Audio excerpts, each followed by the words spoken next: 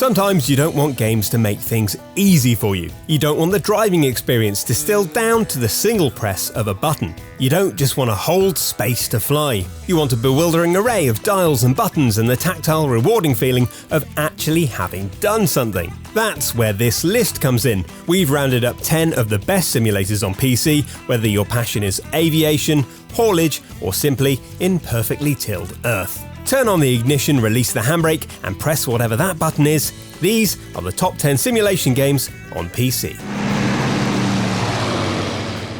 Some of us play games to wield godlike powers, others to experience universes beyond mortal comprehension.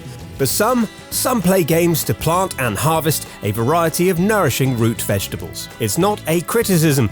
If you have a fascination for all things agricultural, there's enough in Farming Simulator 17 to keep you engaged for years. Or at least until you decide to buy Farming Simulator 18. Sheep, pigs, cows, gently descending machinery. It's as deep as the crops you plant and as relaxing as the gently wafting fields of corn you'll be glad to call your own. If you've played Stardew Valley and loved it, this is like taking that interest to an entirely more obsessive level. Because the only marriage that matters here is marriage to the earth. Driving IRL is stressful, the honking, the tailgating, the hard choices about what flavour of magic tree you'll hang in your rearview mirror. It's strange, then, that Eurotruck Simulator is so relaxing, despite the added stress of your well-being and livelihood depending on how quickly you deliver those oranges. But cruising the highways of Europe while listening to local radio stations is one of the weird, brilliant things that's impossible to explain to people who don't play games. Yes, we know it's technically work, but no, it isn't boring. And while it's less simmy than other games here, it's a fantastic twist on what we expect from traditional driving games. More about thoughtfully plotting that reverse parallel park than rolling past the vehicles in front of you. It's an odd, therapeutic, handsomely made oddity that represents everything great about simulation games. We've already rounded up the best driving games on PC, and Assetto Corsa deservedly holds a spot on that list. But it's also an excellent sim. Pure, exhilarating, and thunderingly realistic. Few other games do such a fine job of recreating the thrill of driving really, really fast. Games like Project Cars might offer more variety and longevity, but this is the game of choice for the racing aficionado. The sort of game, you guessed it, that provides the excuse you didn't need to buy a similarly excellent racing wheel. And if all that wasn't enough, it's also deeply, brilliantly customizable. Profiles can be amended with ease to provide the ideal racing experience for you, and the active modding community makes this classic motor run like new. And let's step away now, while we've still got some racing analogies left to make.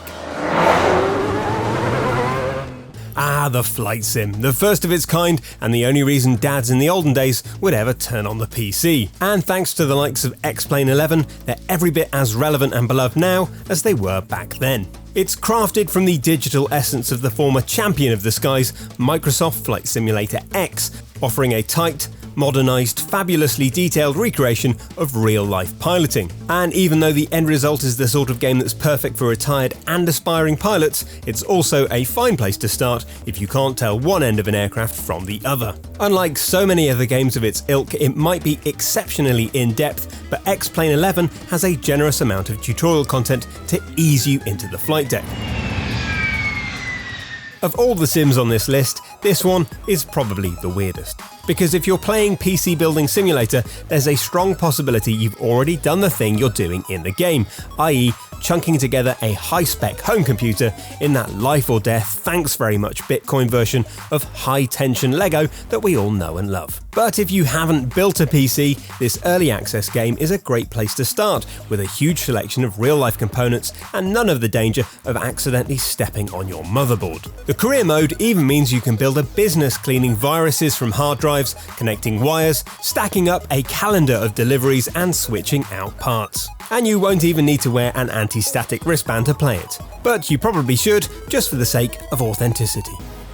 Kerbal might not look like it belongs alongside the more technical games on this list, largely because of the balloon-eyed, gurning cartoon aliens the game is named after. But truthfully, it's as scientific and exacting as any other game in existence, perhaps even more so. The idea here is to build a space-worthy craft within which you'll launch your brave, doomed Kerbals into the cosmos. But you will fail. Repeatedly.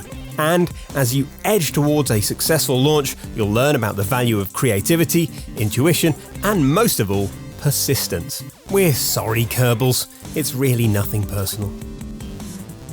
Some of us want to drive trains in games because we're holding on to that childhood dream of being a driver. And some of us want to give it a go just so we can prove we do a far better job of it than the people who run our national rail service. Specifically British complaints aside, Train Simulator is the best way to realise either of those noble dreams. It gives you the option to travel some of the world's best known and historic railway routes, as well as some of the less famous ones. Yes, Wales, we're looking at you.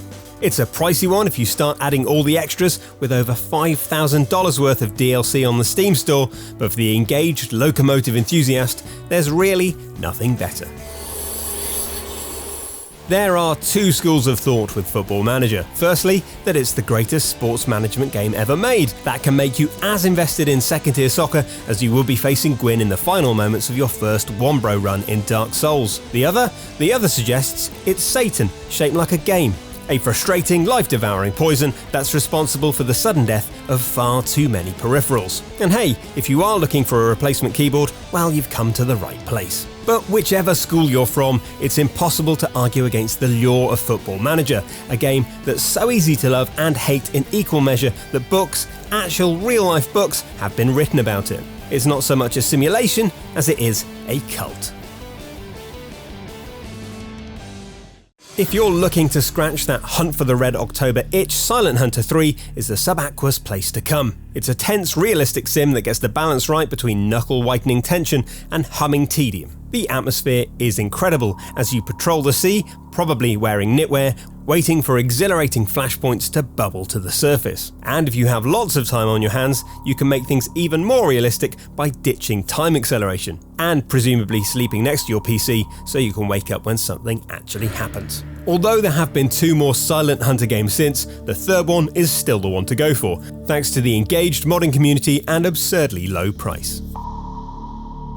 We've already had one flight sim on this list, but IL-2 Sturmovik offers a totally different experience. And this is more of a shout out to the series rather than the original game, because the numerous expansion packs that have followed make it one of the most complete and evocative flight sims available. There are literally hundreds of aircraft on offer here, allowing you to meticulously recreate aerial conflicts from all of World War II.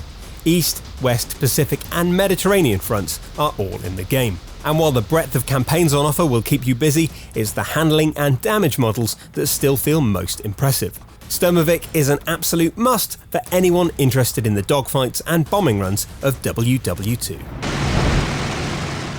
And that's the end of our trip. We trust that you had a pleasant journey. Please let us know what your favourite sims are in the comments below, and shake your fist at us if you think we were mad to miss off Digital Combat World. Give us a like if you understand the appeal of a crisply rendered ignition key, and subscribe to Logitech G for more weekly shows and features.